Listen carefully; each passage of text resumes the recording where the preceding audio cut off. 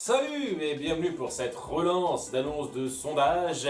Je m'attendais à ce qu'il y ait quelques petits soucis vu le projet qui était un petit peu gros par rapport à d'habitude, de faire des tier lists sur les Disneyphiles et on n'a pas eu autant de résultats que d'habitude parce que c'est pas forcément si simple. Ça consomme pas mal de temps pour certains qui veulent vraiment s'y mettre à fond, genre ouais, je veux revoir tous les Disneyphiles pour me faire une idée précise et tout, et bien voter, je dire waouh, j'apprécie votre votre dévouement, hein. Je m'attendais pas non plus à ce que ça aille si loin. C'est la raison pour laquelle j'ai bien mis le rang ne sait pas, parce que on se souvient plus trop de la critique ou tout simplement on l'a pas vu, et donc c'est normal de connaître ne serait-ce que moins de la moitié des critiques, même encore moins, et de seulement voter pour celle-là. Vous savez, on ne vous en voudra pas, hein. Si vous participez seulement en présentant une trentaine de vidéos sur lesquelles vous avez voté, c'est tout.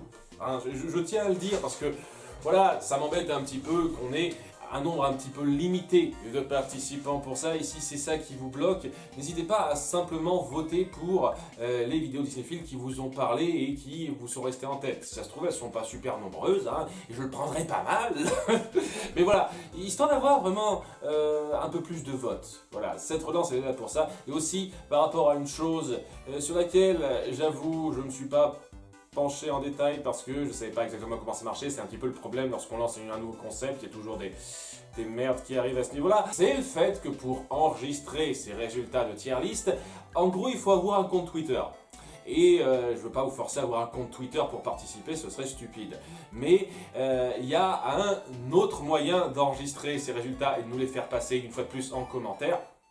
C'est de faire un scan d'écran, une capture d'écran de vos résultats. C'est-à-dire vous mettez vos résultats dans les colonnes, dans les lignes qui correspondent bien, et vous faites une petite capture d'écran, plusieurs captures d'écran si c'est un peu trop juste, pour bien nous faire parvenir les résultats que vous montrez. Et à ce moment-là, ça sera tout à fait compté comme une participation aussi. Donc voilà, vous n'avez pas à avoir automatiquement Twitter pour pouvoir participer et enregistrer vos résultats ou nous les faire parvenir.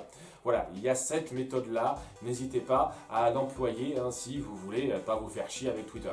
Voilà, j'espère que ce petit talentum vous aura aidé et donné plus envie de participer, encouragé à participer, parce que ça me ferait plaisir d'avoir vraiment le plus d'opinions possible sur mes vidéos, par égocentrisme, tout ça.